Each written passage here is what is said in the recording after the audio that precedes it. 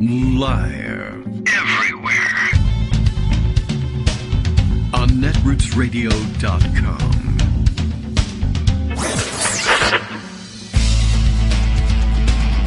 David Waldman. Kagro. In the morning. Now, here's David Waldman. Hey, good morning, everybody. How you doing? It is Friday, September 2nd, 2022, and good morning. Welcome to another show. The electrical cord of liberty still sparks within our hearts, or whatever the hell that was supposed to be. Kevin McCarthy, I don't know whether he was offering that up, by the way, as a pre-buttal to the president's national speech yesterday, and I don't know, nationally televised, I guess, is what I meant to say, speech, but then it wasn't nationally televised, was it? I mean, kind of, sort of, but apparently among the legacy networks, the big three legacy networks, I don't think anybody actually covered the speech live. CNN aired it live. C-SPAN, of course, covered it live. MSNBC covered it live as well. And the other networks opted out for whatever reason. It was only a speech about the fight for the soul of the nation or whatever, but you know how they can be about these things. And, of course, the pundits stepped right up to the plate and reacted pretty much as expected. The reporters and pundits covering anything, focusing more on the fact that, for instance, there were two Marine guards posted outside the doorway to, was it Independence Hall that was right behind him for the setting of the speech in Philadelphia? And oh my goodness, this breaks with norms. You really shouldn't have uniformed military in the background during this political speech.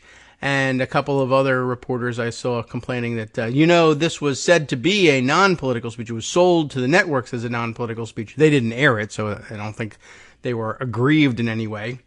Nor would they have been aggrieved had they aired it because, well, I mean, I see what they were aiming at here by complaining, well, he is saying bad things about Republicans, and so therefore, but, that, we could spend all day parsing the speech, but I don't think it would make much sense for this audience. I think you all pretty much understood. Well, there is one party which is rising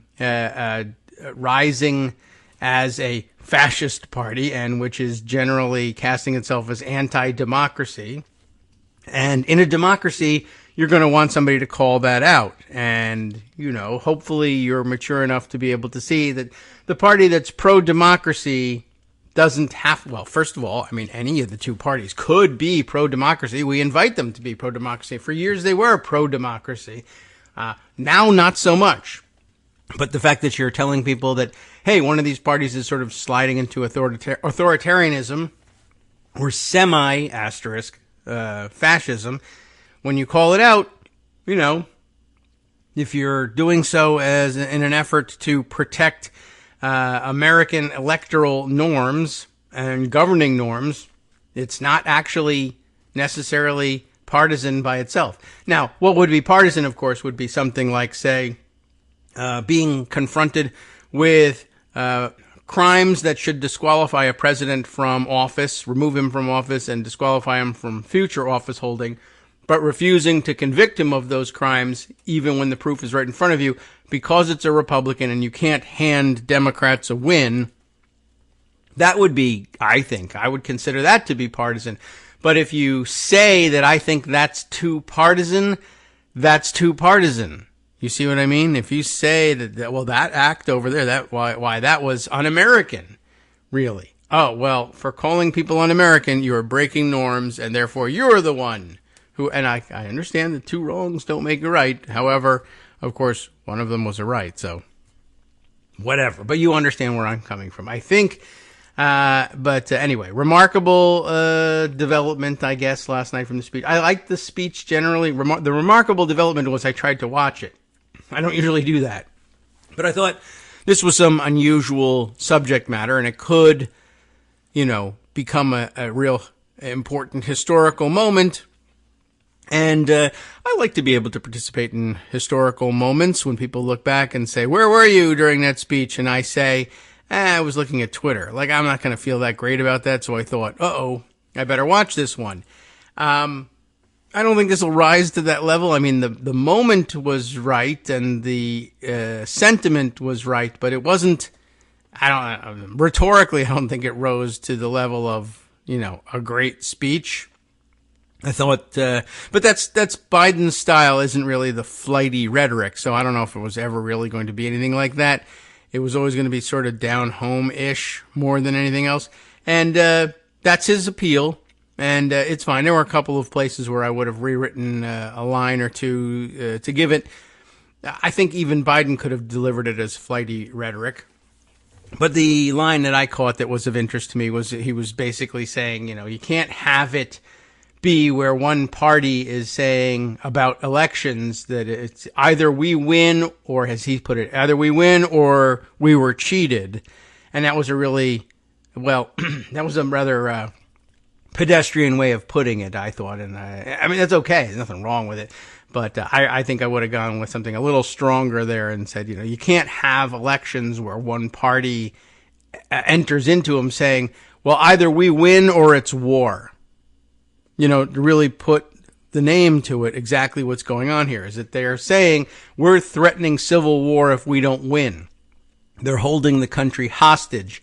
We'll kill you all unless you acknowledge that we won the election, even when we didn't win the election. And that's not a tenable system, and you can't really have that, and you should say so. And the fact that it's that they're threatening war all the time should be on the table. Plus, it's alliterative, and I always like that in a speech. I find that delivers a good punch. Anyway, it's true. That's where we stand. And, we also stand with our, watching our pundits say that this thing has got them fretting. They're wringing their hands. Wasn't this too political? Hasn't he handed victory to Republicans at a moment when it looked like it was tilting in favor of the Democrats in the upcoming elections? And I don't think so, but there you have it. David Brooks apparently is out there, I don't know what, spinning around in circles and insisting that no labels is somehow the only answer to all this. That I don't understand. Don't even know where he thinks he's coming from. But, luckily I'm not interested enough in him to read that writing. So I won't if you won't, and we'll pretend it didn't happen.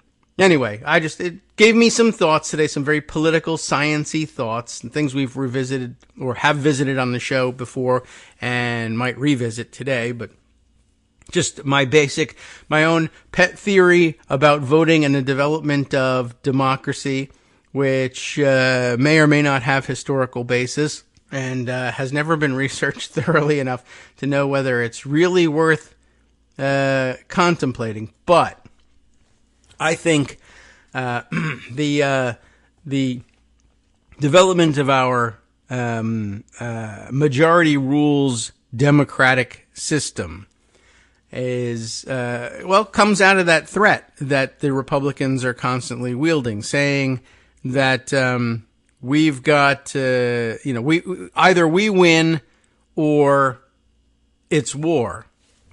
And you may recall, if you're a longtime listener, that I have always posited that voting is supposed to be a proxy for war, or at least a proxy for the proxy of war, meaning I went back to the example of, because everything is explained by movies in my world, you see. I'm a very intelligent, well-read person. I am not.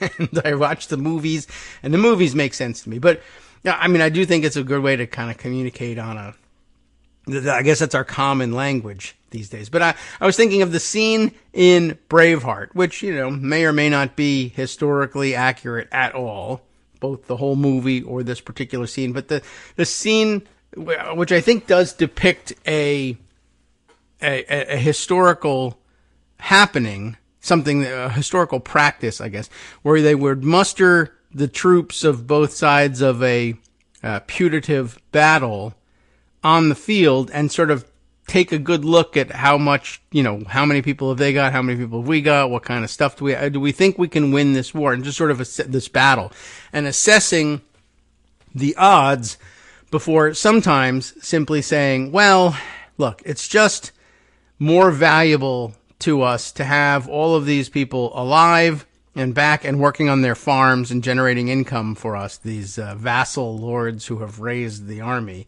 and brought it there for one reason or another.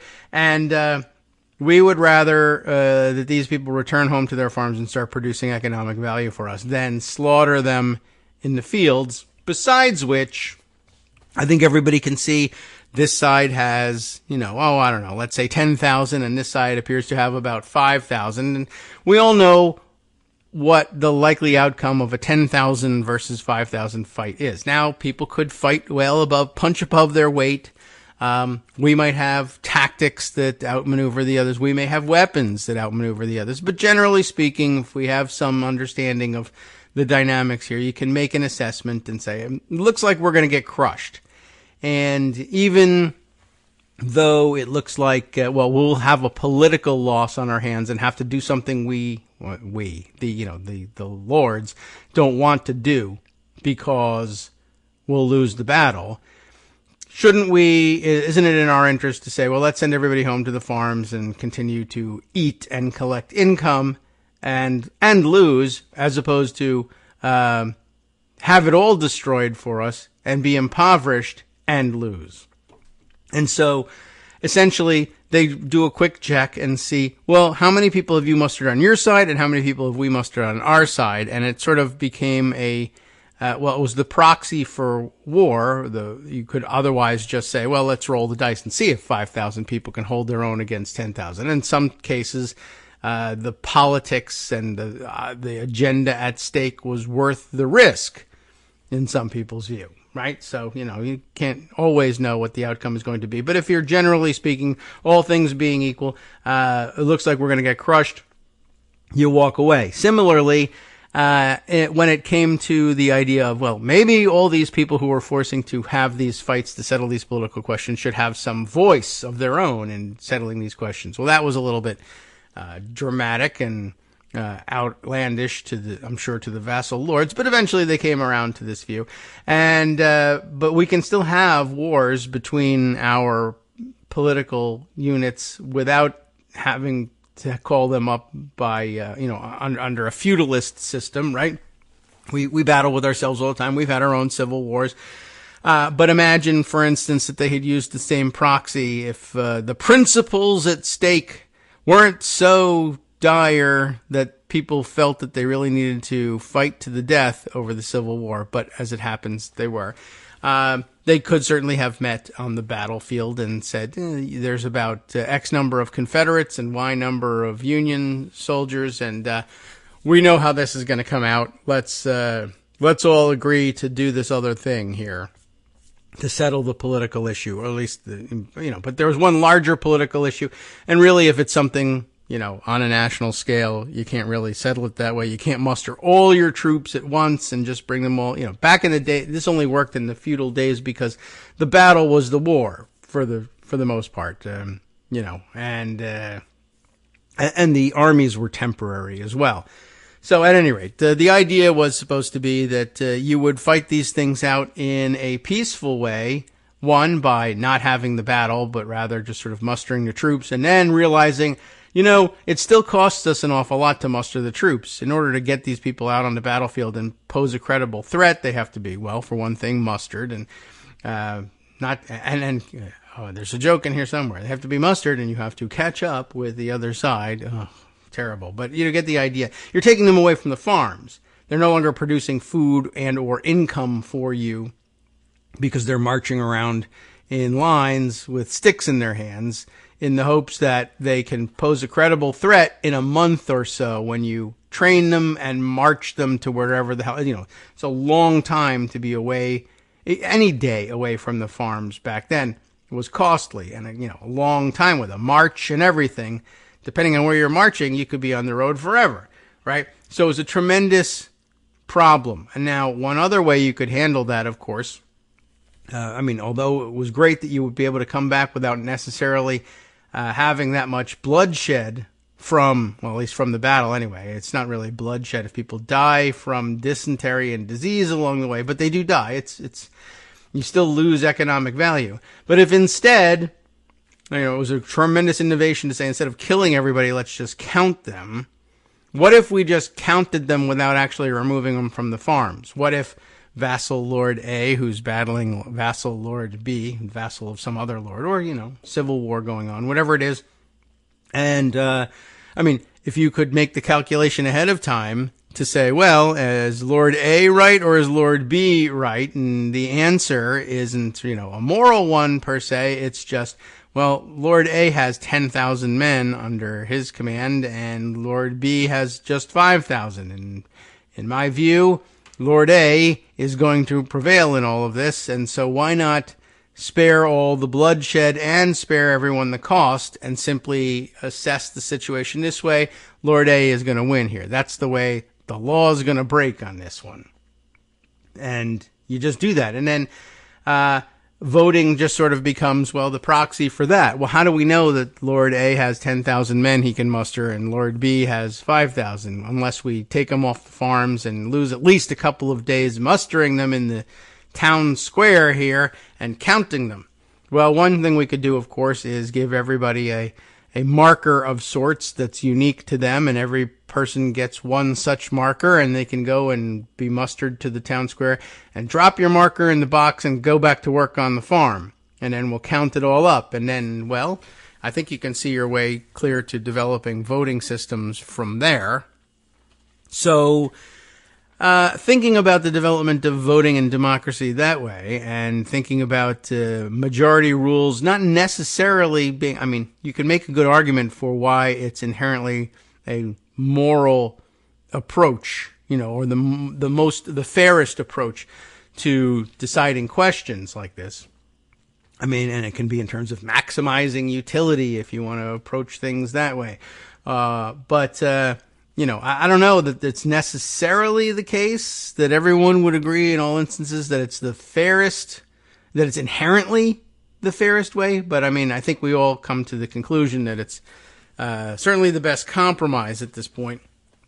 But that's why it's so important to protect each person's voice and each person's vote, even if you can't really express a voice per se clearly with your vote. You got to be able to, you manifest your ability to show up on the field for the vassal lord of your choice. You have a lot more flexibility these days. You don't have to vote with the vassal lord who runs your village.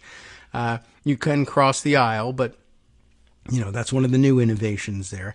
But when Republicans threaten the ability of huge swaths of the population to cast that ballot, and then say we need to have free and fair elections among us, and that's the only fair way to do it. And plus, another thing, even if we lose that free and fair election, it's only because you cheated and we no longer trust the system. What they're saying essentially is they say things like, well, we want verifiable paper ballots. They used to say all the time. Although now they just say, well, the paper's being manufactured in China and it's full of bamboo fibers and that's how we know. Well, okay, so I don't know what to do to make you happy, but unfortunately it seems like when, Biden spent his time in his speech saying they want to take us backwards, he was thinking about, in terms of distinguishable and individual civil rights and our procedures in this country, and taking us backwards to, outdated practices that don't make any sense. But what's really being done here is they're saying if we don't trust the balloting system, then the only way there is left to make political decisions is to go back to the let's have wars. And at the very least, let's muster all the troops on the field and count everybody up and waste all that time. And of course, if they don't trust the count, why would they? Think about who's doing the counting here, right? Donald Trump I had the biggest inauguration ever. You can totally see it. There was billions of people at my inauguration. He doesn't count very well. So you're going to end up having to have those fights and have those battles. And that's sort of bad for America and the world and our forward progress to this point.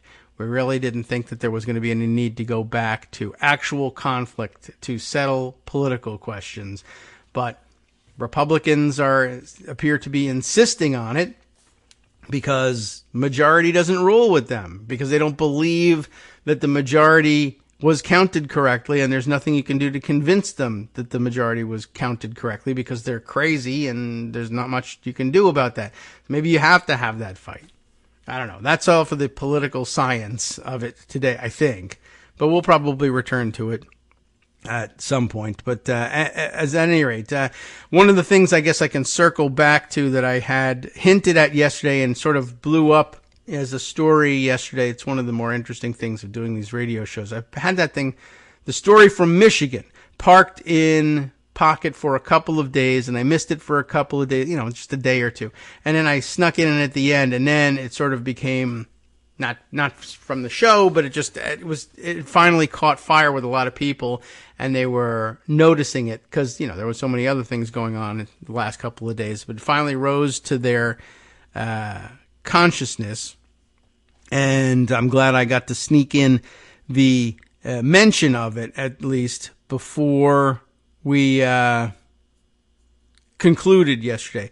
So let's see. I think I left it in Pocket rather than archiving it yesterday, but then I put a bunch of other things in there. I'll read you the AP story in full about what's going on in Michigan, and a really great comment about it that I recall that I probably did in Pocket that I saw on Twitter. We'll sum it up, but the full story here. Michigan Election Board rejects abortion rights initiative. Remember, Joey Capoletti and Sarah Burnett wrote this back on the 31st for the AP. Michigan Elections Board on Wednesday rejected an abortion rights initiative after its 2 Republican board members voted against putting the proposed constitutional amendment on the November ballot. The 2 Democrats on the State Board of Canvassers voted in favor, but getting the measure on the ballot required at least 3 votes of the 4-member board. The Reproductive Freedom for All campaign, which gathered signatures to get the measure on the ballot, is expected to appeal to the Democratic-leaning Michigan Supreme Court in the coming days and expressed confidence it would prevail because they still believe in the rule of law. But one of the things at stake in this election, of course, is the composition of that Supreme Court. So you should not lose sight of that.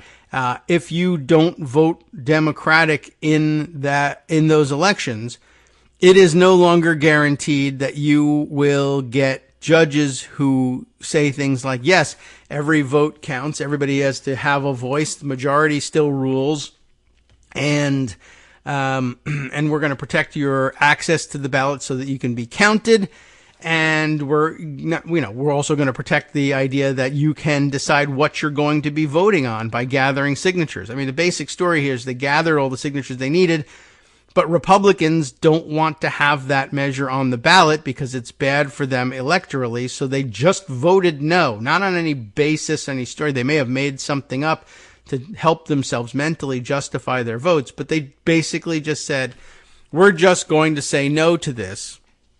Because reasons, and that we don't have to explain anything. The vote is the vote.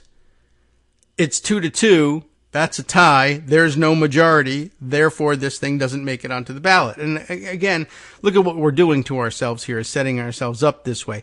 We thought it was super smart and not at all, and no one could argue with how balanced and fair this was to say we have 2 major parties in this country. And the State Board of Canvassers that decide these questions are going to be 2 from this party and 2 from that party. How equal could it possibly be? We're great. We're doing so well with the political science of this, except it now occurs to people that if you value your party membership over everything else, you can do anything or block anything anyway and stand in the way of anything happening. So, the rule is if you have to gather 1 million signatures, you can get your question on the ballot. So they went out and gathered 2 million signatures just to be sure, and they showed it to everybody, and sure enough, 1 million signatures are valid, and the vote is held, and everybody expects, well, look, everybody knows the number of signatures that they gathered. They know that that exceeds the number required by law. Rule of law says this is going to be on the ballot, and we're just going to have to campaign hard if we don't like this. Or we could just say, F the rules, screw the rule of law. We vote no, even though we can see for ourselves that there are plenty of signatures here. Because F you, what are you going to do about it? Have a battle? And so there you have it. Now everybody can't get a vote on this thing. And as who was it? Ryan Grimm, I think, from now, where is he now? The Intercept. So I'm losing track of all these things. I don't have the tweet in front of me, but I remember it pretty well, that he was saying that essentially the Supreme Court, the reason they're having this vote, of course, is because the Supreme Court overturned Roe v. Wade in the Dobbs case. And the theory there, of course, was expressed, as Ryan says, by Justice Alito. Well, it's really ridiculous. We don't need to have this national law anyway. We strike it down and let's let the states decide this stuff democratically, right? If you live in a state where people want to protect the right to abortion, let them have a vote and protect the right to abortion. We don't think they will, but if you live in a state that thinks that they want to ban abortion, well, then let them ban abortion. Why should the federal government force this answer on them when the people of the state are so strongly opposed to abortion? And it was hard to argue with that in a way because it was, in principle, at some level, the idea of, well, let's count up the majorities and see how they do. It depends how you divide people up and make them vote. You can get different outcomes, et cetera, et cetera. But the idea was solid in American terms anyway. Let the voters in each state decide. Okay, I disagree with that approach in this particular instance, and why not let the voters of the country decide, et cetera, et cetera. But fine, you could make the decision that we should divide by states and do it. And so Alito says, let the people of each state vote. And the people of the state board of canvassers, the Republicans in the state board of canvassers of Michigan say, nah, no thanks. We actually prefer to do it by fiat. And we don't think this idea of letting the people of each state vote on things is particularly interesting because we're afraid we might lose that vote. And so therefore, no, there will be no vote. Well, what happened to that? I thought that was like bedrock principle. That's why you were so confident that it would be considered by people to be within the bounds of the rule of law for you to overrule Roe v. Wade in the first place. Everyone will agree that this is a fair way of doing it. And they might even agree that it's a fair way of doing it. Everybody except the State Board of Canvassers, although they agree it's a fair way of doing it too. And that's the problem with it. Because it's fair, we don't want it to happen. That's not so great. Hi, it's me, David Waldman, the same guy who was just talking to you a second ago. Our Patreon subscription drive is still going strong, with over 175 monthly donors who help keep us on the air. If we've helped keep you going during the pandemic, why not return the favor and help us keep going so we can all be together for the next disaster? Patreon.com, Patreon.com, makes it easy to make secure, recurring monthly contributions to support our show. Patreon.com/KagroX gets you straight to our donation page. Maybe you'd like to thank us for keeping you sane during the Trump era. Maybe you're looking forward to in-depth explanations of what's going on in the Biden administration.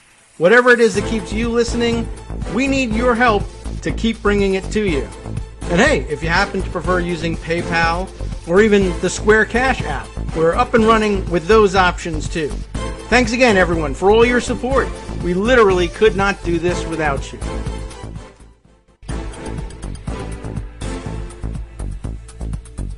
All right, welcome back now to the Kagro in the Morning Show here on Netroots Radio.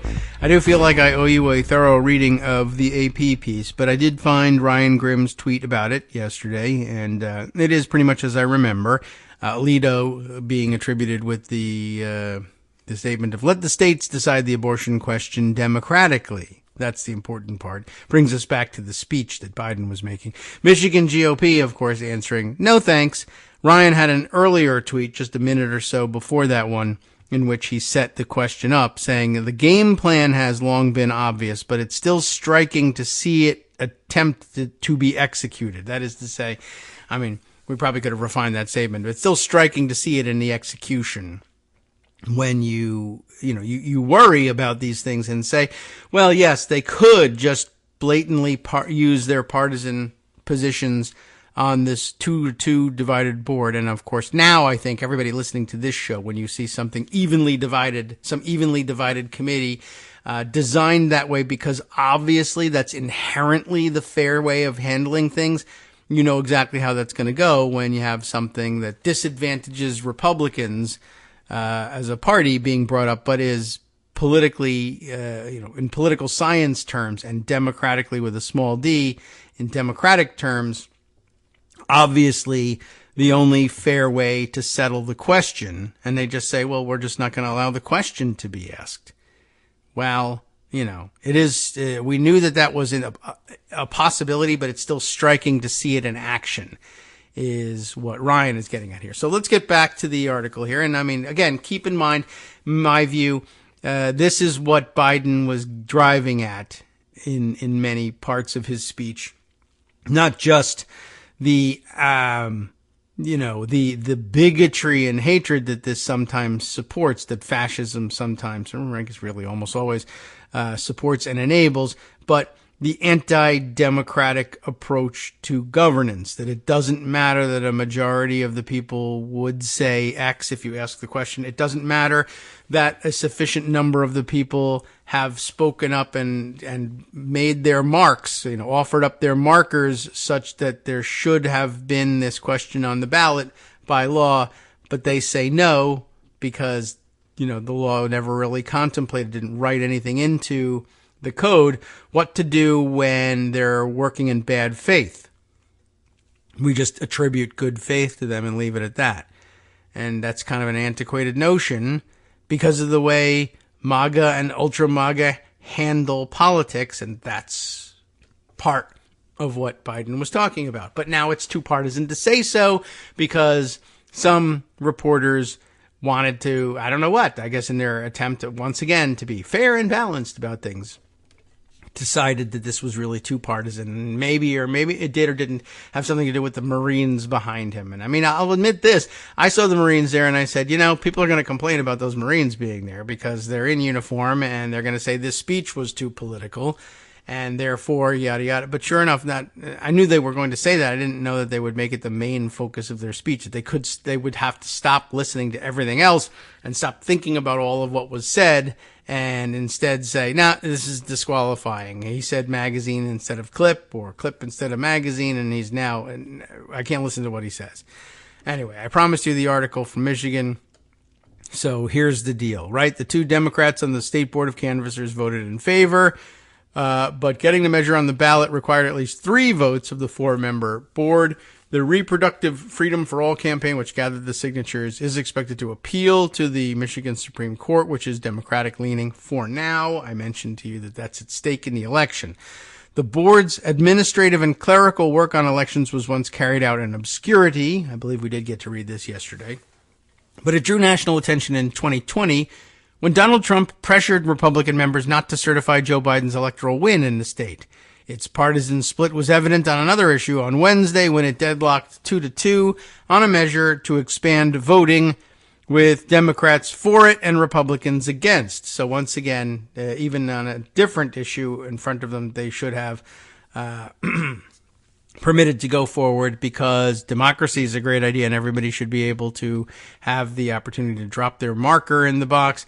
And Republicans said, well, if everybody gets a chance to vote, then we lose. So let's restrict things.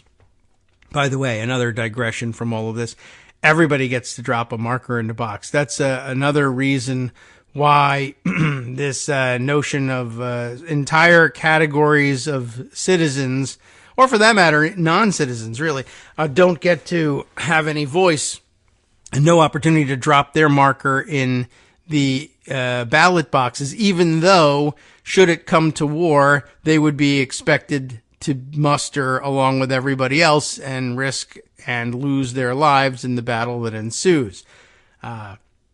What reason, does anybody think if we were to throw it back to feudalism, if you were allowed to demand a trial by combat instead of a trial by election, essentially, then does anybody think that either of the vassal lords on either side would accept the idea of, no, this person is exempt from mustering on the field to make my case for me because he was once convicted of something, or because he was born in another vassal lord's territory but moved here?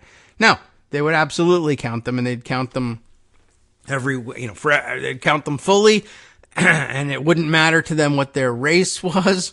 They just needed a warm body. And back, I guess that was the virtue of that system, as barbaric as it was.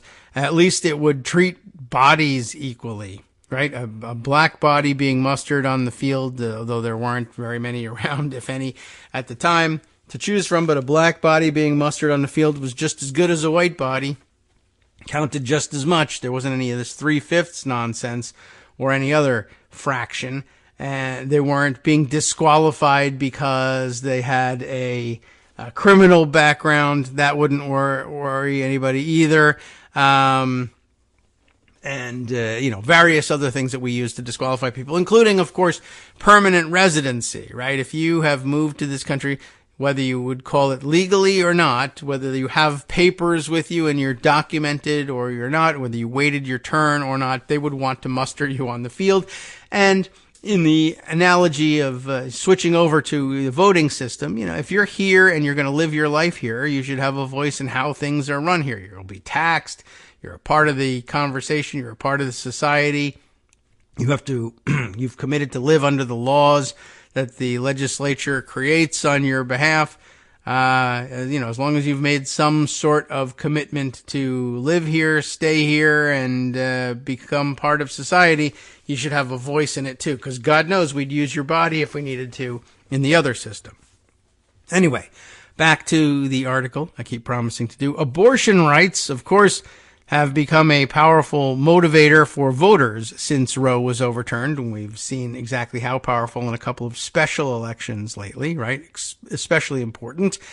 In conservative Kansas, voters overwhelmingly defeated a ballot measure that would have allowed the Republican-controlled legislature to tighten restrictions or ban the procedure outright, and the issue has swayed votes in special elections for Congress, including in a battleground district in upstate New York. Nationally, Democrats have seen an increase in fundraising since the Supreme Court decision. And by the way, this, I think, foreshadows a fight yet to come in Kansas. I think the way they set that up, saying that voters overwhelmingly defeated a ballot measure that would have allowed the Republican-controlled legislature to tighten restrictions or ban the procedure outright. And at some point, the Republican-controlled legislature in Kansas will be looking for ways to say, isn't there some way we could say, who effing cares what the people said? Let's do this anyway. I mean, down in, where was it? Well, let's see. In Florida, they overwhelmingly approved the idea of restoring voting rights to convicted felons who have served their time, and they undid that pretty easily. And was it Missouri where the voters had said approve of an expansion of Medicare and and Medicaid probably, and the legislature simply said, well, I don't think we actually care about that. We're not going to do it. So that's in danger too. And, might well have gotten some time in, or at least some consideration in the background in Biden's speech. Didn't make a specific mention of it, but my gosh, our norms, we have to something. Anyway, the proposed constitutional amendment in Michigan aims to negate a 91-year-old state law that would ban abortion in all instances except to save the life of the mother. The meeting drew hundreds of people, that is the meeting of the State Board of Canvassers, right, who packed the hearing room and overflow rooms for a chance to comment. Abortion opponents also protested outside. Michigan's 1931 law, which abortion opponents had hoped would be triggered by a conservative majority on the U.S. Supreme Court overturning Roe v. Wade in June, remains blocked, however, after months of court battles. A state judge ruled on August 19th that Republican county prosecutors couldn't enforce the ban, saying it was in the public's best interest to let the people of the great state of Michigan decide this matter at the ballot box. Right, well, that's a fallback position, of course, for abortion rights supporters, but that's the one that's been handed to us by the Supreme Court of the United States, and the state judges said, all right, well, we'll go with that model. We'll let people decide it at the ballot box, like the Supreme Court said, even if that's not our preferred method. But even so, Republicans still not happy with even that because they felt they would lose. And so therefore, if they can't win, it's war, right? We had, let's see, I thought this was a caption, but it's actually part of the article here. Darcy McConnell, a spokeswoman for Reproductive Freedom for All, the group backing the measure, said she remains confident. Should she be? We'll see. We had more than 730,000 people who read, signed, and understood what they signed The board was supposed to do one thing today and affirm that we had the signatures. Their own bureau said we did. So we're still optimistic that we'll be on the ballot in November, McConnell said. And so what is she saying here? What she's saying is, I'm hoping that state judges and maybe the state Supreme Court will say, all right, well, we'll issue like a writ of mandamus, right? Everybody knows that they got more than the required number of signatures. The law says, therefore, absent any other objection, this should be on the ballot. You've made no other objection. You just voted no for no particular reason. We find that vote invalid, and we hereby order you to include this measure on the ballot. And we'll see whether that changes anything. Or whether, the case doesn't make it in time because, time is of the essence here. And if they delay enough and come up with enough ways to have interlocutory appeals and all sorts of motions being made, what if the judges say, well, we've gotten to the point where it would be election interference if we were to mess with this now. The ballots need to be printed. And it's not on the ballot, and we're just going to have to wait until next time to settle it. And P.S., one of the things at issue here is the composition of the Supreme Court, and maybe the answer comes out differently depending on the results of the election. Of course, also could happen that Democrats in Michigan are even more pissed and say, well, we're going to make the Supreme Court even more Democratic and punish you later, I guess. Who knows? Anyway, she's got great faith in the rule of law here, and it might be worth having, and it might be vindicated in the end. It's just a little disturbing that it has to come to this when it's simply a question of numbers. Did they reach this number? If so, then the answer to this question is 4-0. Yes, it goes on the ballot. Why is it even a question? It should be, maybe, a Democratic legislature instead of a Republican-controlled one might very well look at this and say, this is an abuse of power by the board, and our solution for it is to make qualification for the ballot automatic unless there's some other objection to be made. But if the question is only on whether or not to give ballot access to a measure that has met the threshold number of signatures, there's no opportunity to reject it. You can't hold a vote. It's just on the ballot, period, the end. Of course, a Republican legislature can come up with a different approach and simply say, well, I'll tell you what, it doesn't even matter if there are Democrats on the board. If the Republicans that are there say no, then the number of signatures doesn't matter. And that's the way we're going to write the law. It's a stupid law. It's not fair. It ignores all the principles that we were talking about underlying voting in the first place. But if they have the great seal of the legislature in their control, they can do what they want. That's the other side of having the gavel. You have the gavel to get to the point where you pass the thing. Then the great seal is literally the imprimatur that makes it legal no matter how stupid it is. All right. Back again to the article. Supporters of the other initiative to expand voting, including adding ballot drop boxes, are also expected to appeal to the Supreme Court. Groups have 7 business days to appeal, and the ballot must be finalized by, and this is the big issue, September 9th. That is a week from today. Having abortion rights on the ballot in November would almost certainly be a boon for Democrats in Michigan, a swing state where voters will also be deciding whether Democrats keep control of statewide offices, including governor and secretary of state. And as we know, those are important offices come 2024, right? Governor Gretchen Whitmer and other Democrats have put abortion rights front and center in their campaign. And after Republicans chose businesswoman Tudor Dixon, that's my nickname for her, of course, as the GOP nominee for governor, Democrats released an ad blasting her strong opposition to abortion, including in cases of rape and incest. But maybe it won't matter because votes aren't very interesting to people, apparently, on the Republican side anyway, in Michigan. Abortion opponents protested noisily outside as the meeting got underway on Wednesday. Their muffled yells could be heard inside the hearing room, and the Republican board chairman at one point asked security to tell them to stop banging on the windows. During the public comment period, Dr. Jessica Frost, an obstetrician and gynecologist in Lansing, told the board, "We must restore the reproductive protections lost when Roe was overturned." Opponents said the ballot language was confusing. Several called abortion immoral and warned board members against approval.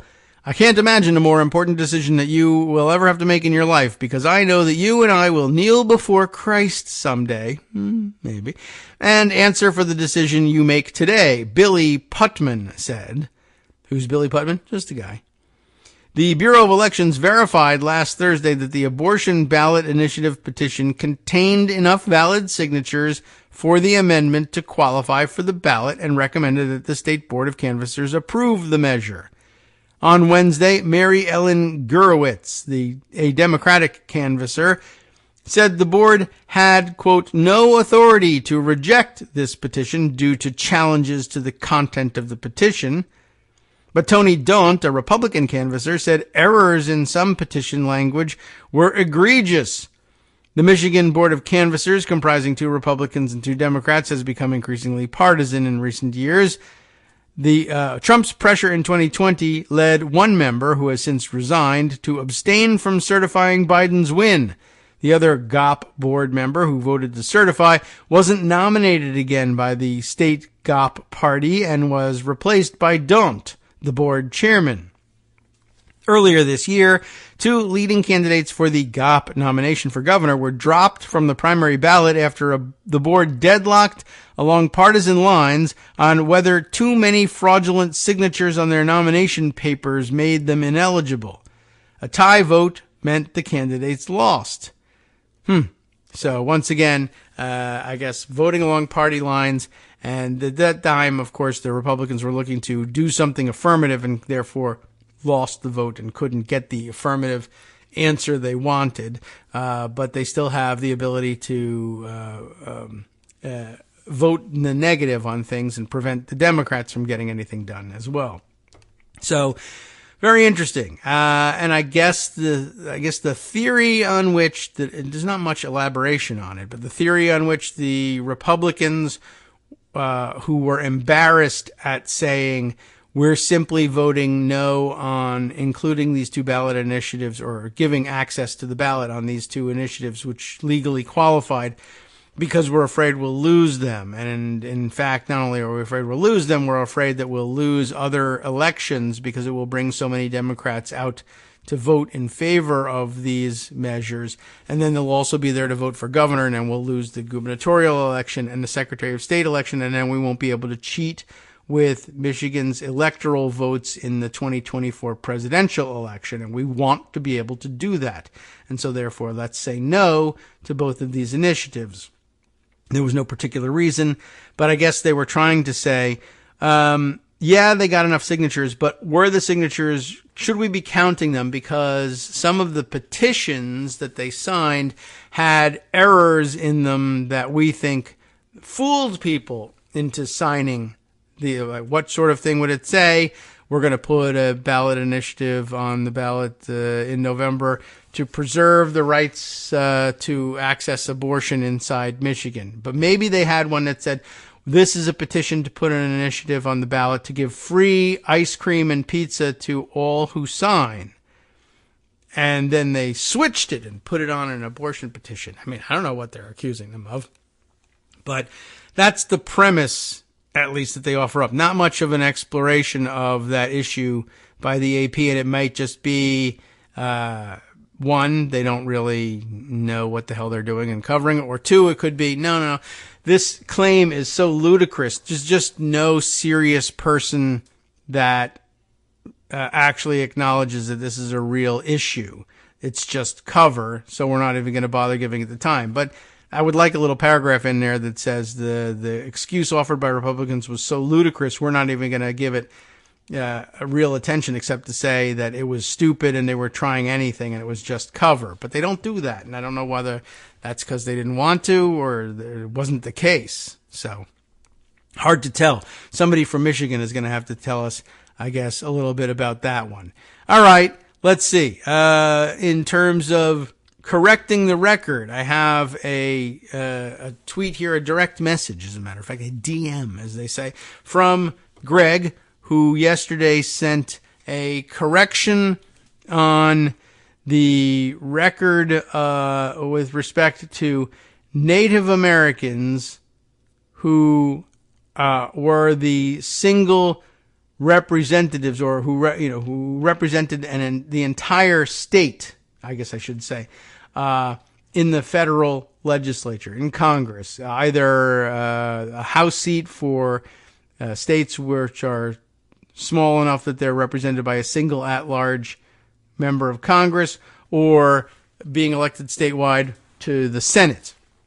And he had mentioned Daniel Inouye, who was native Hawaiian, and I suppose was the one that came to mind, at any rate, about representing an entire state, that state being Hawaii. That had never happened for Alaska or any other state, but apparently now, of course, we have Mary Peltola, who will, at least briefly, if not for longer, if she wins again in November, represent all of Alaska. But there was another, in addition to Inouye, Lisa Blunt Rochester, who you might not guess from the name, representing Delaware since 2016, and I guess likewise qualifies as, was it? Oh, no, okay. So he says people of color rather than POC, rather than Native American or Native Hawaiian, which I guess was Inouye even.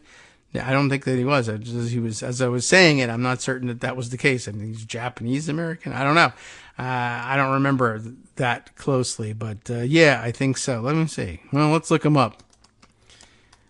All the Hawaiians, well, Judy, anyway, are all of, how could you not know the background of Daniel Inouye? He's a national hero, and he is, but my mental database, not, at any rate, not that broad. But okay, yeah, so I think certainly Greg was clear in sending it. If we read the message as POC representing their entire state in the House. And I guess now we're not even talking Senate. Inouye, I guess, served in the House beforehand. So are we limiting things to the House of Representatives? I guess so. Oh, that's how I read it anyway.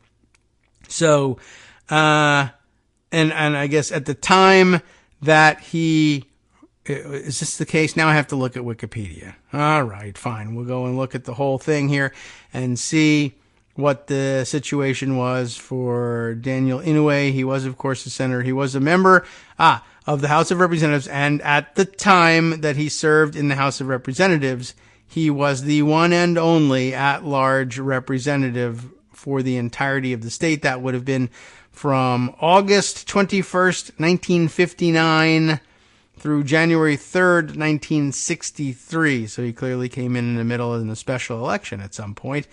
And at the end of that Congress that ended in January 3rd, 1963, he was then moving up to senator from Hawaii, and then was out of this category because yada yada. You get the idea. Anyway, yeah. So it's not a native thing. It was people of color representing their state as the sole representative in the House of Representatives. That's a very narrow category. But okay, at least now we understand what's going on here. And now we understand why, what was it? Why, oh yes, Lisa Blunt Rochester. I was like, oh, well, I don't know. I thought we were talking about Native Americans. Could be that she has Native American heritage as well, and you can't tell from the name, but no. It's just people of color, and there are lots of them, and okay, that's terrific. What's not a lot of them is representing an entire state alone with no help from anyone else because they're the lone representative at large. Okay. Anyway, now the record is, I guess, correct in the end. I've made it more confused along the way, but it's clarified now. Phew. Okay. Where were we? What else did I want to bring you? I don't remember. There's a whole lot of other things. Okay. Oh, yes. Right. Before the break, quickly we'll fit in that, the loathsome and odious Newt Gingrich is back in the news. This time because the January 6th panel wants to speak with him, and I think they may be issuing him a subpoena. What I have, by the way, of write-up on this is from The Hill. The January 6th panel alleges Gingrich involvement with Trump efforts and seeks interview. We're not yet, I guess, at the subpoena stage. Rebecca Bache reporting this for the House committee investigating the January 6th attack, you know, the whole thing, is asking former House Speaker, remember he did that at one point, Newt Gingrich, to voluntarily, no subpoena yet, sit with its investigators, claiming he advised the Trump team in the days after the former president's loss in the 2020 election. Information obtained by the Select Committee suggests that you provided detailed directives about the television advertisements that perpetuated false claims about fraud in the 2020 election, that you sought ways to expand the reach of this messaging, and that you were likely in direct conversations with President Trump about these efforts, the committee wrote in its letter to Gingrich. According to the panel, Gingrich was in touch with a number of Trump's advisors, with his communications ranging from weighing in on ads that he said needed to include a call to action to influence voters, to even reaching out to high-level White House staff like Chief of Staff Mark Meadows about how Trump could challenge electors from key states. Even the night after the attack, Gingrich was in touch with Meadows about Trump's false elector effort. The letter details numerous emails Gingrich sent to Trump staff, including one in which he said they needed to promote a debunked conspiracy theory that election workers in Georgia had smuggled in suitcases full of ballots. In that email, Gingrich advised that the ads should include a, quote, call to action. And, of course, that's what led to January 6th, those calls to action. According to the panel, Gingrich was in touch with Trump advisors and provided line edits to advertisements run by the campaign following Trump's loss. Some of the information that we have obtained includes email messages that you exchanged with senior advisors to President Trump and others, including Jared Kushner and Jason Miller, in which you provided detailed input into television advertisements that repeated and relied upon false claims about fraud in the 2020 election. The committee wrote, these advertising efforts were not designed to encourage voting for a particular candidate. Instead, these efforts attempted to cast doubt on the outcome of the election after voting had already taken place. They encouraged members of the public to contact their state officials and pressure them to challenge and overturn the results of the election. And et cetera, et cetera. You get the idea. Well, they want to hear from him. Whether or not he'll comply, still yet to be seen.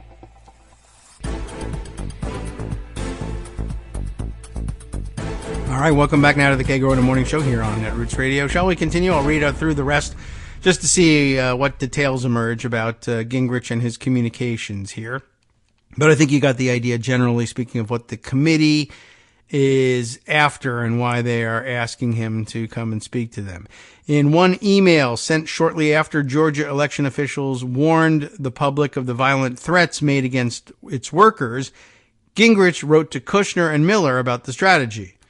The goal is to arouse the country's anger through new verifiable information the American people have never seen before. It was false, of course. If we inform the American people in a way they find convincing and it arouses their anger, they will then bring pressure on legislators and governors, Gingrich wrote. In another email, Gingrich was in touch with Meadows as well as the White House counsel, Patsy Baloney, about how they could seek to influence electors.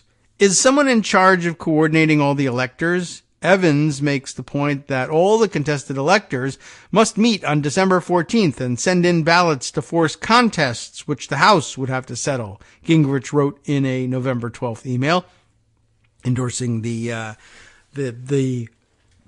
backup Eastman theory, as opposed to the main Eastman theory, which was that Mike Pence alone could make the decision.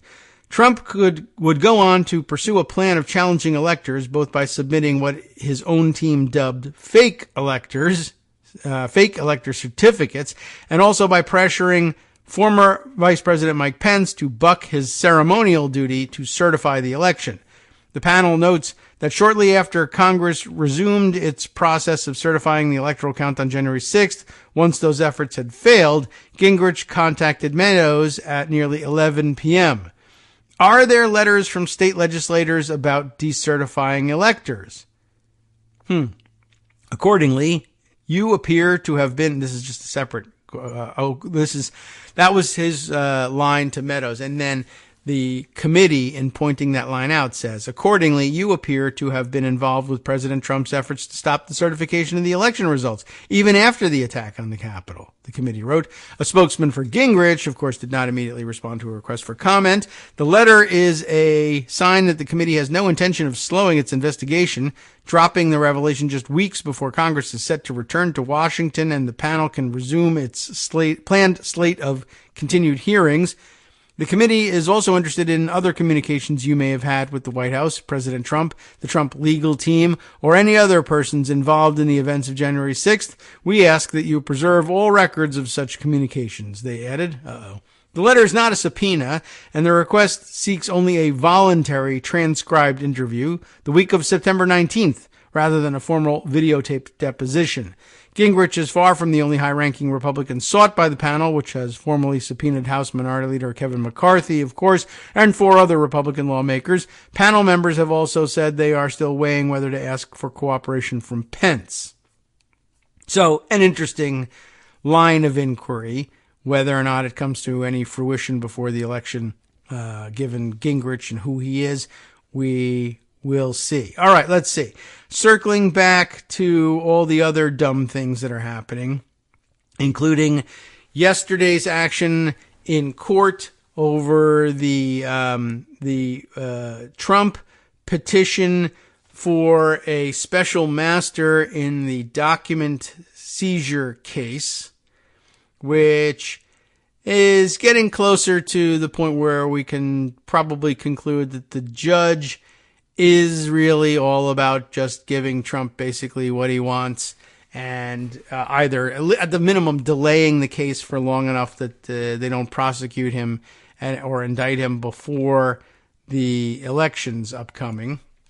But basically, yeah, there's the situation as it stands in court, and I've got a couple of interesting summations of what happened there, because one of the things that happened, by the way, is usually you can get these things by live tweeting from the courtroom, but apparently the decision was made to shut down the Wi-Fi in the building so that this sort of live tweeting of the proceedings inside the courtroom couldn't happen.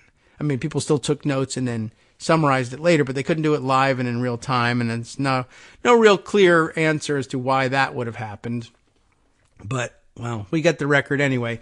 But yeah, as we anticipated, there's really no basis upon which there's no precedent for appointing a special master in the situation that Trump is in, where he's asking, of course, that certain records be withheld under claims of executive privilege.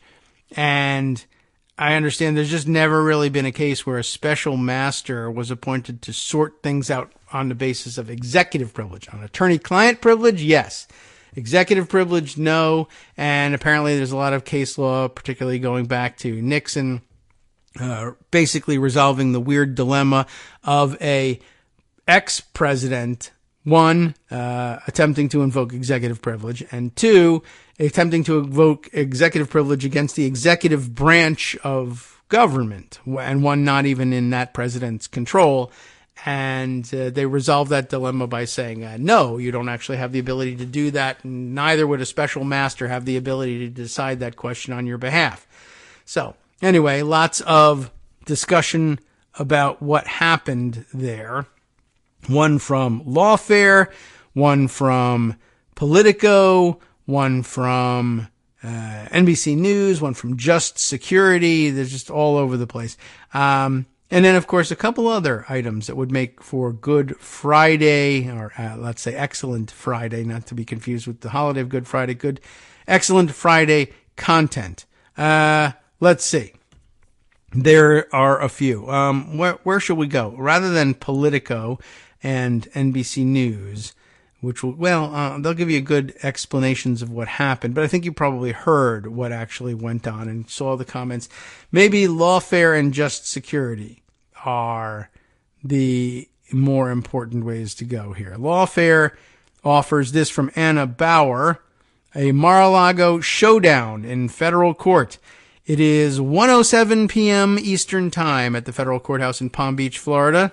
She's setting the scene for us here. And by the way, yeah, they made a strange decision to hold the hearing in the courthouse in Palm Beach, Florida. There's another courthouse about an hour South, was it, where this judge, Eileen Cannon, usually sits since, the 10-15 minutes she's been on the bench down there, but decided to move proceedings up north, closer to Palm Beach for some unknown reason. Anyway, it's 1:07 p.m. and time for the first big courtroom showdown between the former President Trump and federal prosecutors over the FBI's search of Pervalago. That's not what she calls it.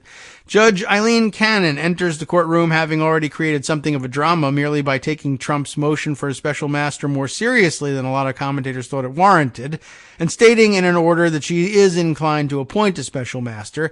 The Justice Department replied with a blistering brief to which Trump's team responded last night, and just like that, Trump's team and the Justice Department lawyers are facing off before a judge Trump appointed and who received Senate confirmation even as the former president was contesting his election loss in a federal courthouse just a few miles away from Trump's own golf resort, which was itself the site of the search at issue in today's hearing.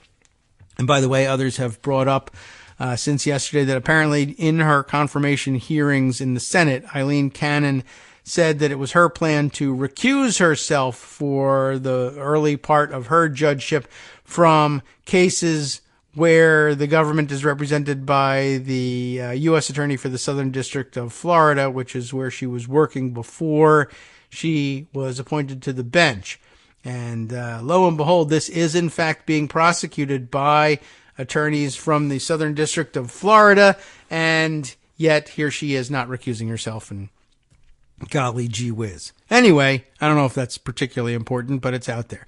The parties introduced themselves. For the Justice Department, it's Jay Bratt and Sophia Brill of the department's National Security Division, along with Juan Antonio Gonzalez, the U.S. Attorney for the Southern District of Florida, and Julie Adelson. For Trump, it's Chris Kise, who was the new guy that was brought on the other day, who did not sign the briefs here, but did most of the arguing, apparently. James Trusty, who we don't believe that that's really his name. Lindsay Halligan, and I don't know who that is, Evan Corcoran, the latter of whom actually shows up in the statement of facts section of the department's brief. If you didn't see any live tweeting of the proceedings, that's because in his initial matter, Judge Cannon reminds spectators that both audio recording and social media use are prohibited during the hearing. That includes, she adds, directing others outside the hearing to post on social media. So there's basically a media blackout during the hearings. Judge Cannon next turns to a few case-specific housekeeping issues. First, she reveals that the Justice Department has made available a more detailed inventory list to the Trump team, one of their demands, right, prior to the hearing, and she asks whether either side objects to her unsealing that document. When neither side does, she announces that the inventory will be unsealed. As of this writing, it is still not available on the docket. I think it's been delayed, and I think at some point the Trump team sort of shifts their position and says, oh, they're not going to block the release of this thing that we asked for. We were kind of hoping that they would do our job for us, and they would block it, and then we would say, what are you hiding? What are you hiding? And now you're going to actually show what you're hiding? That's bad for us. We're actually against that. Since then, she then moves to the next preliminary issue, the status report by the FBI's filter team, which reviewed the material seized in the search for potential privilege issues. Cannon asks the government if it objects to providing Trump's team with the status report for the review. In response, Bratt announces that the filter team is in court today. He would defer to its judgment on the status report. At this point, two men in black suits stand in the audience and make their way toward the podium. After introducing themselves, one of the two informs the judge that the filter team has no objection to making the status report available to Trump's team. However, he asks that the document remain sealed and thus out of public view. Cannon announces a 15-minute recess to allow the Trump team to review the filter team's status report for the first time. The documents, she says, are lengthy. During this recess, Trump's counsel, heads bowed, rifle through the pages of the status report. And while they do so, marshals patrol up and down the center aisle, eyeing anyone holding a phone with suspicion. At one point, they dramatically shout the name of a reporter a few rows back. Instructing her to collect her belongings, they remove her from the courtroom. She tweeted, someone whispers fearfully. Tweeting is verboten, even during recess. A few minutes later, the marshals nail a second victim But before they can claim a third, Judge Cannon returns to call court back into session after Kise confirms that the Trump team has had sufficient time to review the documents. He requests that the court keep the document under seal out of an abundance of caution because it relates to matters involving attorney-client privilege. And guess what? Cannon agrees. With housekeeping matters behind her, Judge Cannon now has Kise rise to argue the merits of Trump's motion for judicial oversight and additional relief. He begins by observing that there is a lack of trust between the parties, not the political parties per se, but the parties to this case, a lack of transparency in the investigation, and a resulting lack of faith in the administration of justice. He implores Cannon to help restore public confidence by acceding to Trump's modest request for a special master. This is a case about presidential records in the hands of the 45th President of the United States, he argues, not some case of a Defense Department staffer stuffing documents in a bag and sneaking out overnight. A special master will help the parties find a path forward, he contends, and allow for greater confidence in the investigative process on the part of the American people. Next, Kise's co-counsel, Trusty, makes his way to the podium. He accuses the government of pursuing an extraordinary strategy of sidelining the supervision of the court in order to retain control over the investigation. The government's brief put forward a phenomenal argument regarding the Fourth Amendment, he says. Under the government's theory, he argues it can seize anything from anyone and get away scot-free so long as it finds something it deems illegal. Well, yeah, I mean, okay. This is the former president of the United States, he says. But what, he muses, if it's just some average Joe? It's a bit of an odd argument, a kind of reverse slippery slope. If it can happen to a former president, Warren Buffett may be next, and after him, maybe Kim Kardashian? And where does it all end? It could be your house. But I mean, if you have a warrant and you find something illegal that you were looking for, and you enumerated it with particularity in the application for the warrant, then yeah, they'll take that. Sure. Why not? It's actually the way it's supposed to work. Trustee then complains about a footnote the government included in its motion where it offered to unseal a more detailed receipt for the property seized during the August 8th execution of the warrant. In Trustee's view, that footnote was little more than the government's effort to say, look at the dirt we have. Similarly, he contends that the government's inclusion of a photograph of classified documents strewn across the floor was obviously a press release, proclaiming that the court cannot allow this kind of conduct to go unfettered and unchecked. He practically shouts that this case cries out for oversight. We want more transparency. What are you hiding? All right, here's some transparency. Oh my God, look, they're obviously just trying to say, look at the dirt we have. That's the essential argument that they're making. Trustee declares that he wants to spend a minute on the filter team. Great to see them, he says snarkily, gesturing toward the two men in black who are now seated at the table next to the rest of the Justice Department's team. He complains that in his experience, a filter team usually communicates with opposing counsel and involves opposing counsel in the process of determining which materials are protected by attorney-client privilege. Here, however, he says that the filter team has never communicated with the Trump team at all. I can tell the court that that's just not how filter teams usually work, he gripes. As Trustee wonders aloud why the government doesn't want a special master, Judge Cannon interjects with her first question. What exactly does the Trump team want the special master to do? In response, Trustee says that the special master would examine the seized documents and possibly resolve issues related to attorney-client privilege, attorney work product privilege, or matters related to the Presidential Records Act. Noticing, as you might have, that Trustee omitted executive privilege from his response, Judge Cannon queries whether the special master could examine any other privilege-related issues. Trustee affirms that executive privilege is in play as well. Then, after Judge Cannon promises Trustee that she will have more questions for him later, she directs him to sit down. Well, that's interesting. What would the special master do? Well, it would do A, B, and C. But aren't you really here to ask if it will do D? Ah, yes, right, D, Your Honor. Yes, okay. Well, now that's on the record, you can sit. She basically put it on the record for him. Jay Bratt trudges to the podium to respond for the government. He begins by reminding the court that this is a pre-indictment challenge to a search warrant and that at this stage the plaintiff thus has relatively limited rights. There are only two bases for the court's jurisdiction at this point, he explains. First, and this is where we get into nitty-gritty, There's Rule 41G of the Federal Rules of Criminal Procedure, which allows a person aggrieved by an unlawful search and seizure of property or by the deprivation of property to move for the property's return. But 41G doesn't apply here, he argues.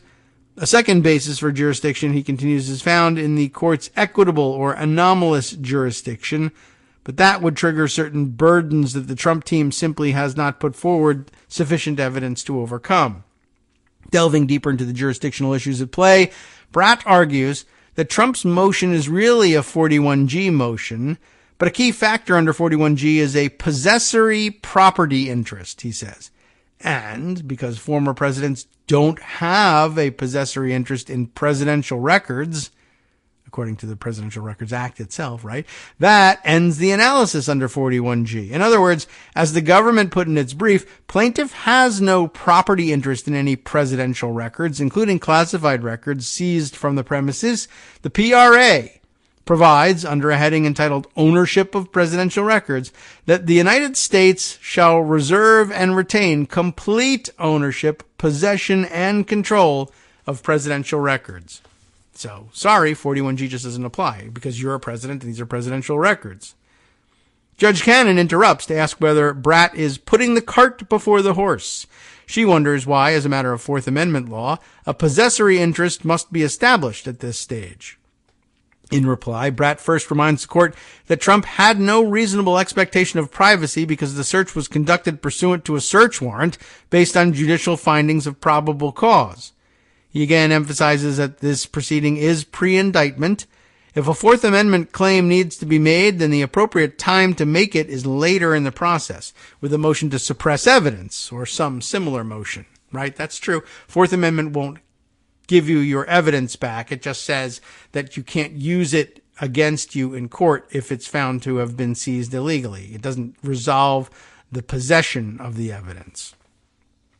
Judge Cannon did we read this already? Yes. Judge Cannon asks if a plaintiff could bring a civil action in equity for the return of seized property.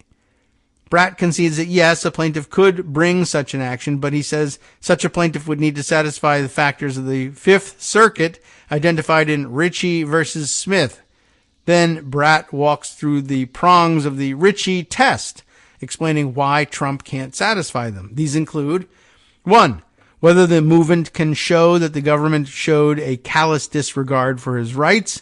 2, whether a movement has a need for an interest in the material he wants returned. 3, whether he would be irreparably harmed by the government's retaining it. And 4, whether adequate remedies exist elsewhere.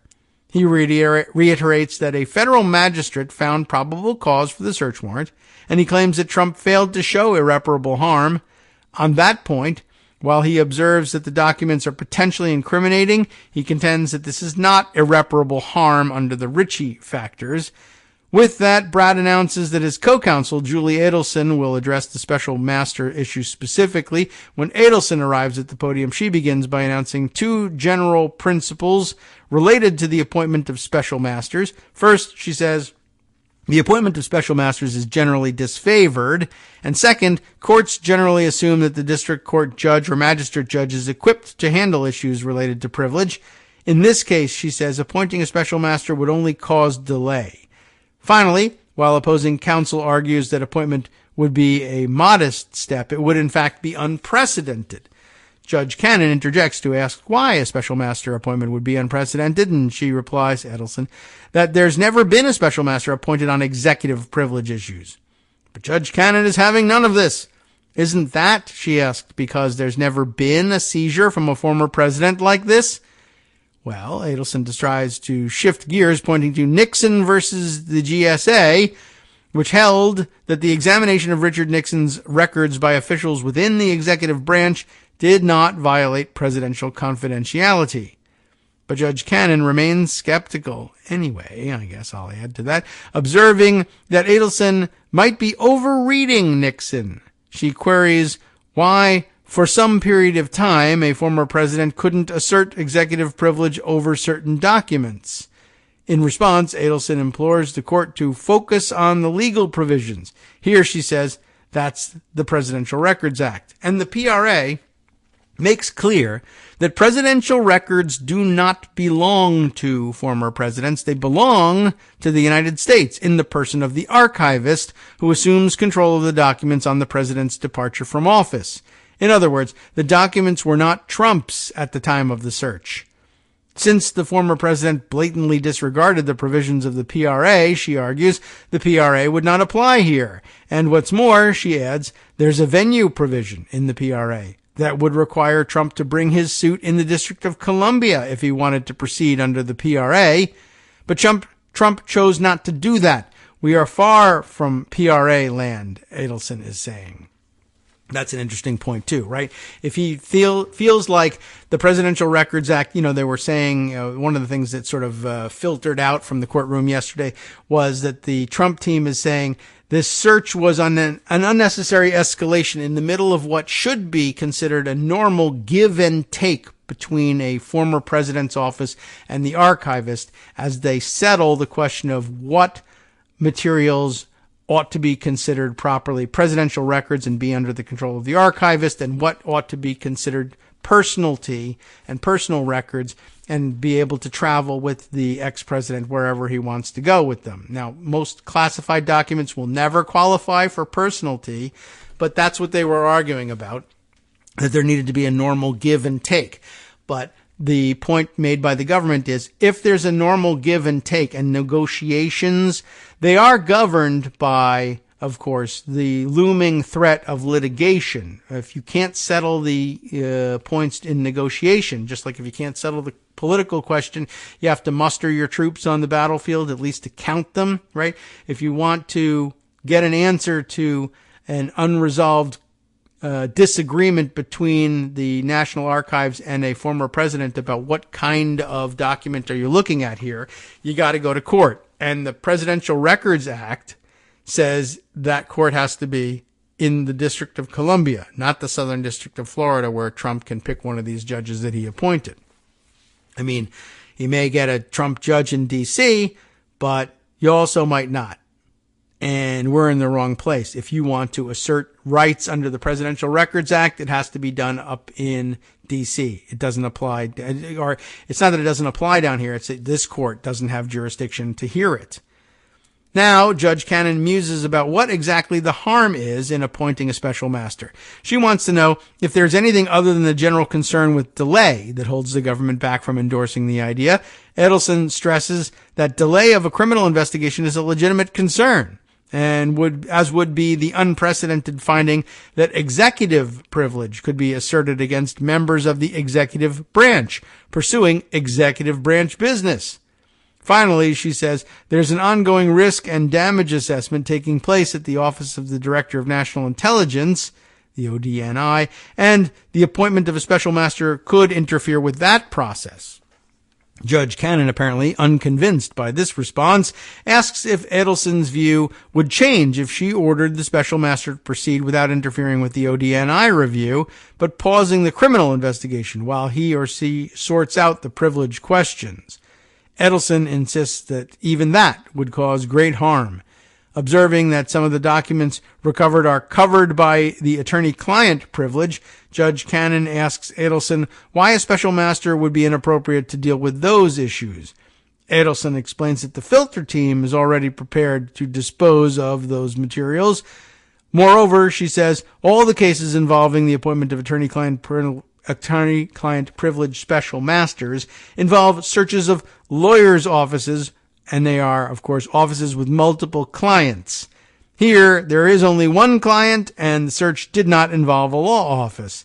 This is the type of issue which we assume a district court judge or a federal magistrate judge is capable of handling any privilege issues that might arise. Thanking Edelson, Cannon instructs Team Trump to respond to the department's arguments on the Ritchie test. Trustee strides to the podium where he explains that addressing the Ritchie test is difficult because his team is still blinded with respect to large parts of the investigation. They don't have enough information, he suggests, to determine whether there were omissions or misrepresentations made to Magistrate Judge Bruce Reinhardt in seeking the warrant.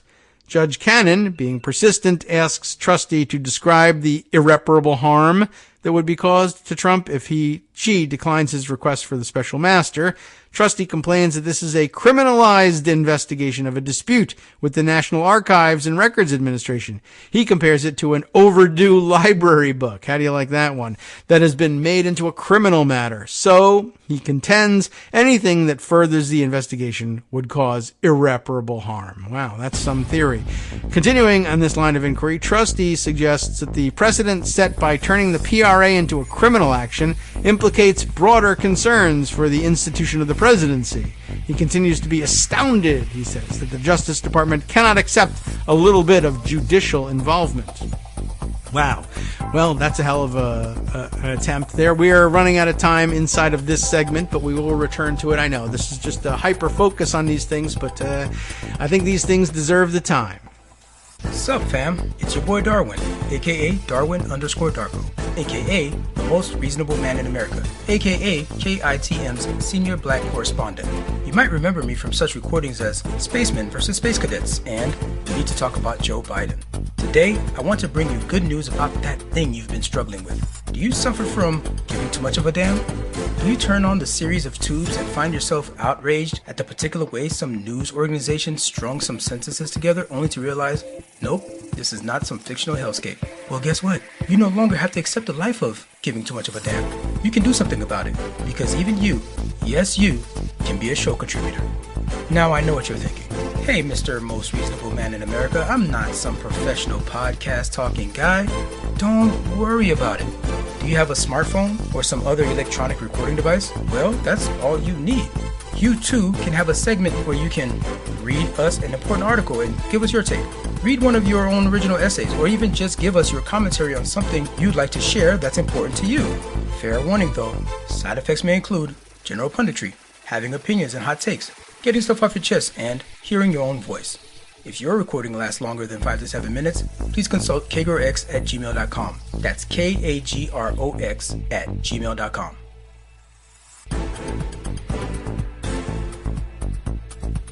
All right, welcome back now to the Kagro in the Morning Show here on Netroots Radio. I will tell you, for the sake of, your knowledge, if you're sitting on the edge of your seat, the detailed property inventory that the DOJ did file in the Trump special master motion is unsealed, and NYC Southpaw has got screenshots of it, so we can go and take a look at it and see what all the fuss is about. But first, just continue setting this whole thing up by reading through this lengthy lawfare piece. And I know it is lengthy, and I'm trying to add some value to it with commentary along the way, but it's covering things in great detail and gives us a real picture that we weren't able to get unless we were, because we were deprived of the live stream tweeting from inside that we usually would get from people watching either inside the courtroom or remotely. So all of this detail, most welcome, at least on this show. Anyway, where we left off was Jim Trustee saying that, gosh, there would be irreparable harm of all sorts because reasons, and if he were not to get the special master. Now, Judge Cannon at this point directs her attention to Bratt's earlier argument that Trump's Fourth Amendment claims can be litigated later. Why not wait for relief, she asks, until later? Trustee admits that he could wait for a Franks hearing, at reference to a case on this subject, but so lawyerly shorthand here. Could wait for a Franks hearing or file a motion to suppress at a later stage, but at that point, he gripes, there's already been an indictment, and he says the government wants to ignore language in Rule 41G that specifically ties it to the Fourth Amendment. The rule specifically refers to relief for an unlawful search and seizure of property. He complains that this was a colonial times search, where agents had discretion to take whatever they want. Why he says that, I don't know. He just thinks it's dramatic, I guess. There was a particularized warrant as required by the Constitution.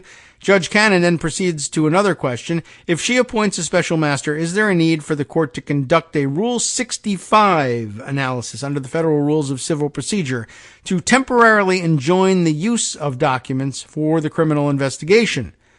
Trustee says that he, quote, doesn't see the harm in it. He offers to brief the issue if the court needs more detailed response. After trustee sits down, Bratt pops back up to address that Rule 65 question. He tells the court that it would have to conduct a Rule 65 analysis. Well, I guess if you want to invoke Rule 65, don't you have to do a Rule 65 analysis? Cannon apparently has something else to say about that. She pushes back, informing him that she's seen special master orders that don't go through the Rule 65 inquiry.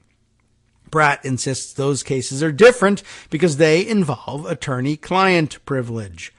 Bratt then pivots back to the irreparable injury discussion. To start, he says, the government's position is that the court has to accept that this was a lawful search made pursuant to a lawful warrant issued by a magistrate. This was not an end run around the PRA, he says. And the fact that a criminal investigation will continue is simply not the type of injury courts have ever held to be irreparable harm. He observes that Trump cites no case with such a holding, and I don't think the court could find one, he declares. What's at issue here? Just by way of commentary, the Trump team is saying, well, if you start a criminal investigation, particularly if it leads to an indictment, that would be irreparable harm. And, I think most of us would probably view that as saying, well, no, it is reparable. It's very reparable harm. If you're indicted, you're entitled to a trial to decide your guilt or innocence. Trump is arguing, I guess, as a prominent person, being indicted is a bad thing and there would be irreparable harm, damage to my reputation, which is ridiculous for Trump to assert that at this point, that there's even a reputation to damage. But I guess that's essentially what he's saying. I don't think I should have to be indicted. I don't think I should have to get to that point.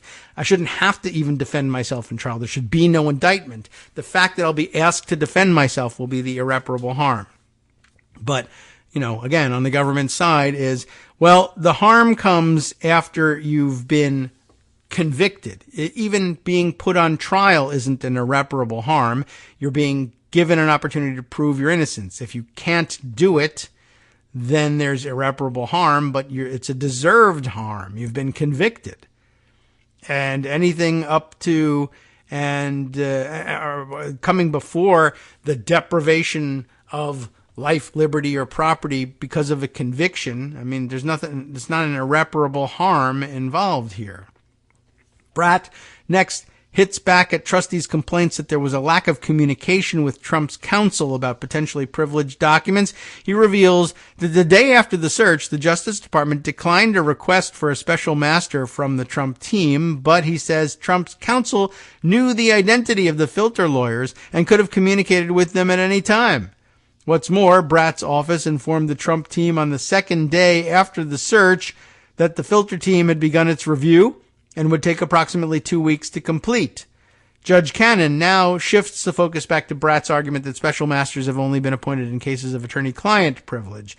She wants to know if there's any case that actually cabins the authority to appoint to attorney-client privilege cases, and she says, isn't there a case in which the government references possible review by a special master for executive privilege? Bratt acknowledges that the government did allude to executive privilege review by a special master in the Giuliani case. Still, he says, the special master in that case never did review executive privilege. While Cannon appears unconvinced by this reply, she seems satisfied that she's heard enough and directs Bratt to sit down. As a final order of business, Judge Cannon announces that she has some inquiries for the filter team. Looking only slightly surprised, one of the men in black walks to the podium to answer her questions. He diligently walks Judge Cannon through the filter process. First, he says the filter team prepared the investigation team with an extensive protocol to follow during the search.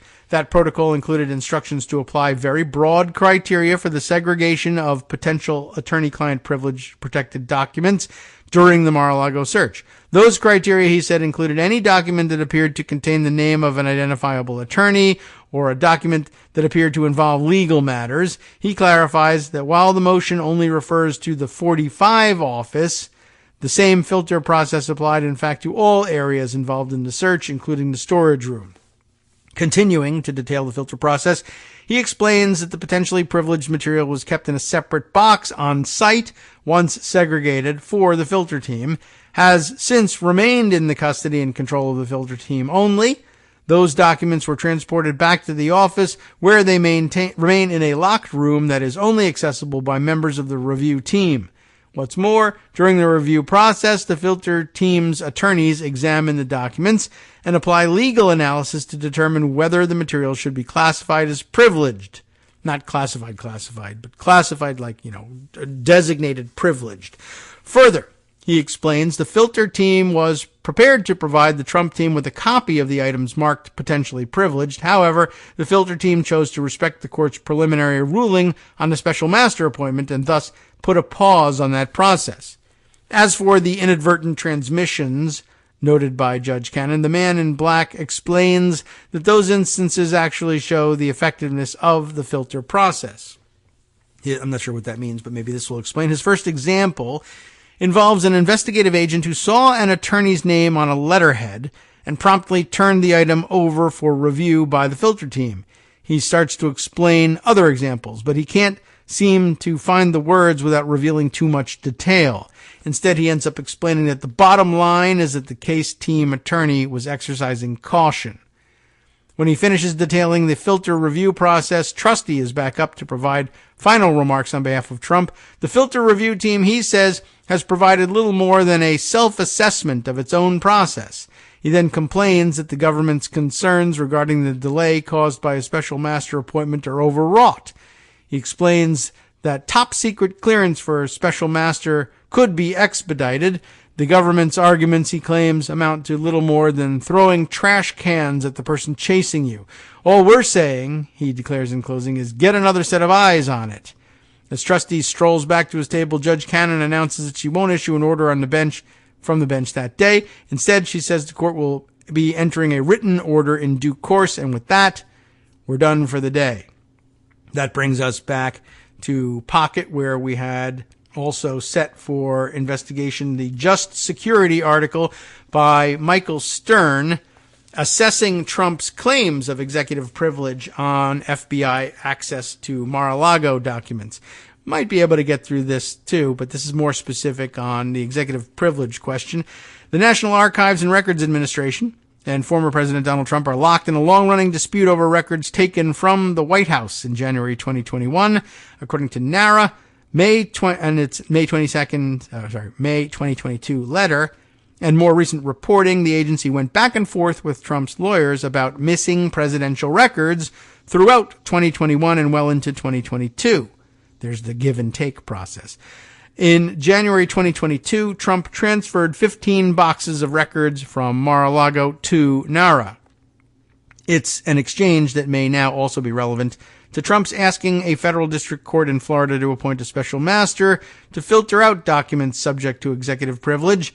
The May letter establishes a timeline showing how Trump and NARA have tussled over the documents and reveals the former president raised the possibility that executive privilege would block their review by law enforcement and intelligence agencies, but NARA rejected the executive privilege argument and shared the documents with the FBI.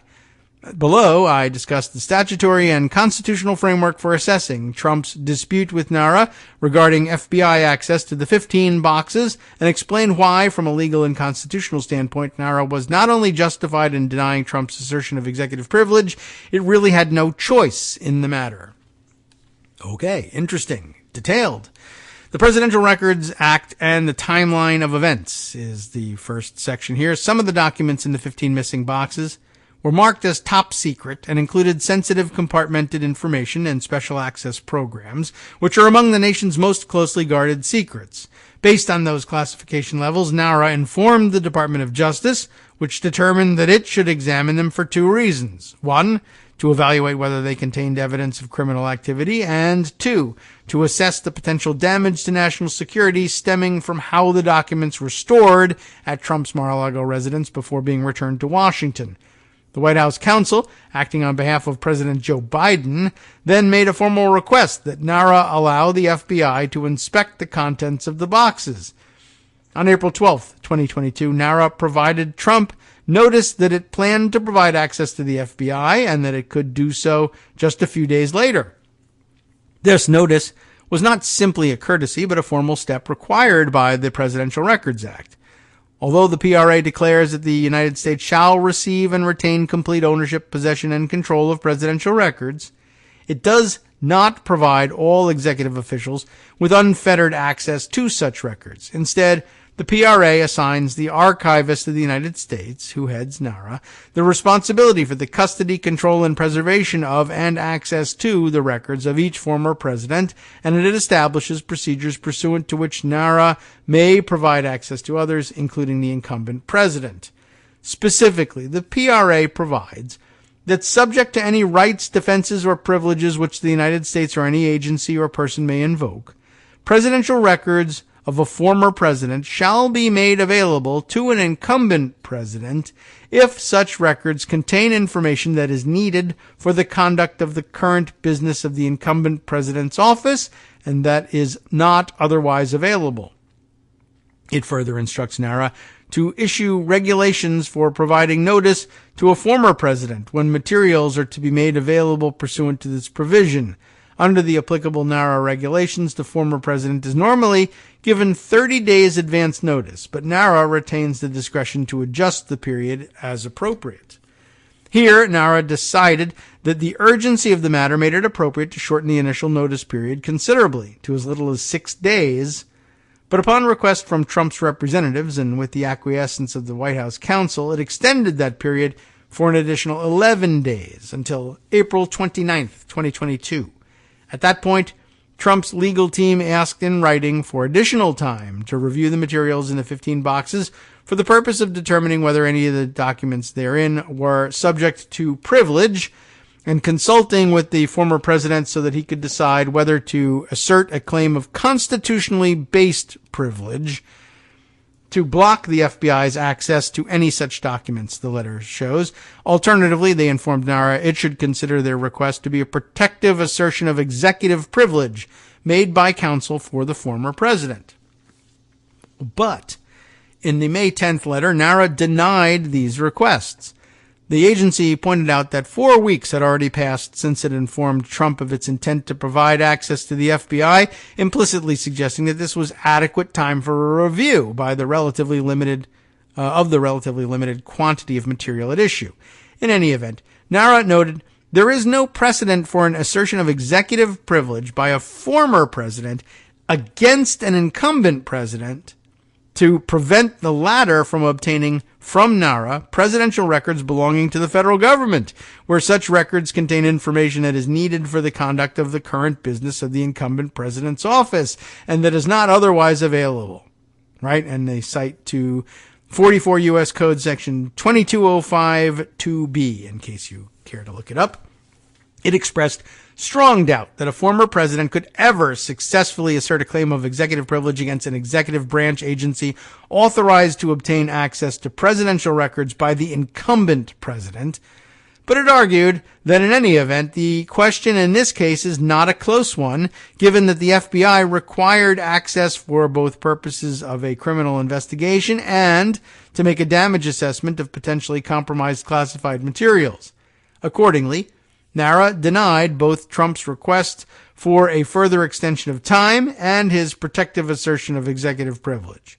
Instead, it informed his lawyers that the FBI would be permitted to access the boxes of material as early as May 12th, which, presumably not coincidentally, was exactly 30 days after NARA's initial notice of intent to provide access, which is all he was ever entitled to in the first place.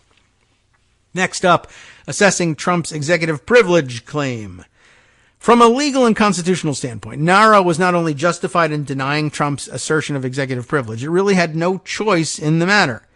To understand why this is so, it is helpful to break down the question into 3 questions. 1. Does a former president ever have the right to successfully assert executive privilege to prevent access to presidential records by the incumbent president or executive agencies acting under the incumbent's authority? 2. If such a right exists, could it successfully be exercised under the current circumstances? And 3. Who decides the first 2 issues? Well, okay, onto the question of executive privilege by a former president. First, the PRA makes clear that nothing in its provisions are to be interpreted as expanding or diminishing the former president's constitutional rights as an individual.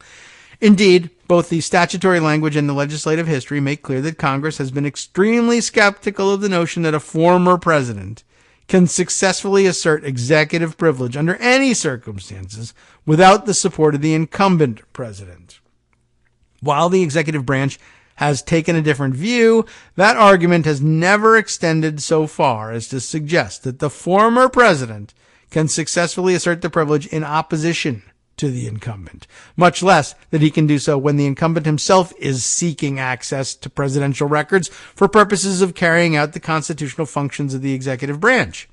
For example, when in the 1980s, the Office of Legal Counsel issued a much criticized opinion, later rejected by the D.C. Circuit, that an incumbent president should ordinarily defer to a former president's assertion of executive privilege with regard to the latter's presidential records, it nonetheless explained that this principle must yield when it conflicts with the discharge of the incumbent's constitutional responsibilities.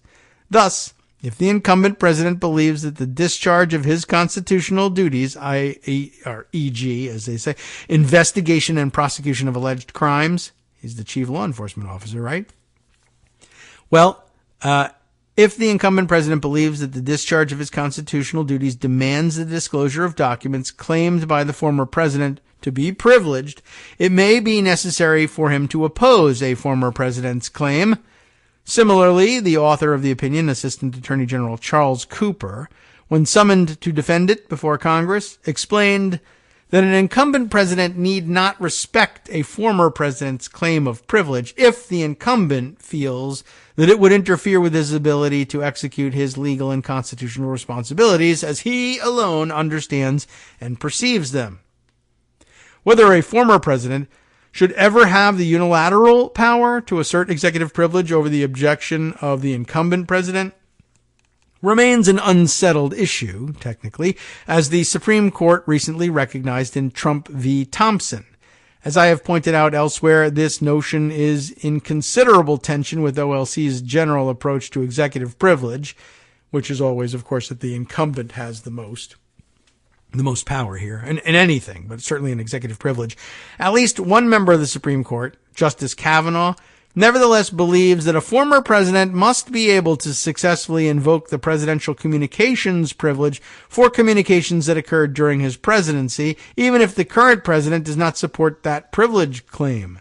In Thompson, however, Justice Kavanaugh was writing in the context of a congressional request from the January 6th committee to access presidential records. It is by no means clear that he would maintain the same view where the incumbent president himself was seeking access to the records for purposes of carrying out the executive's legal and constitutional functions. Indeed, Kavanaugh, during his tenure in the White House counsel's office, famously defended a controversial executive order on presidential records issued by President George W. Bush.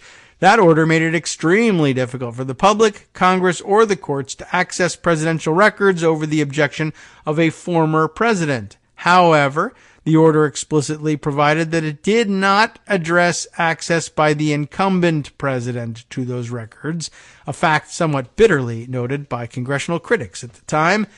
In short, the notion that a former president can block his successor from accessing presidential records that the incumbent believes he needs for the purposes of carrying out executive functions would be the most extreme manifestation of a doubtful legal theory, and one that has no support in any legal authority to date. I mean, why do they have these provisions? Basically, the most benign explanation for a provision like this for everybody would be what if a president negotiated what he claimed to be a secret treaty with some nation to obligate us to do something or other, or obligate them to do something for us. And upon exiting office, that treaty secretly goes with the president, the former president, and then the current president is called upon to, interpret this treaty for some reason.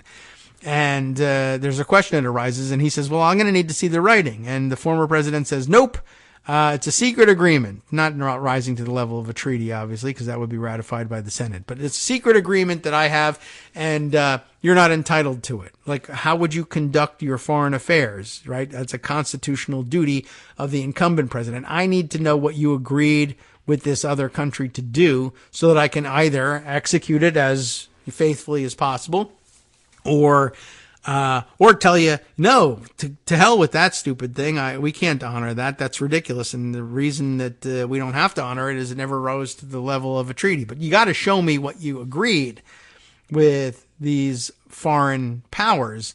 And, that's just basic to the execution of my office.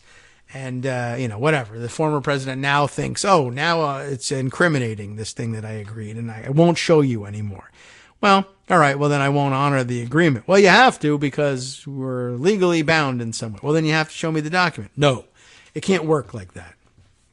So back to the applying executive privilege to the Mar-a-Lago documents.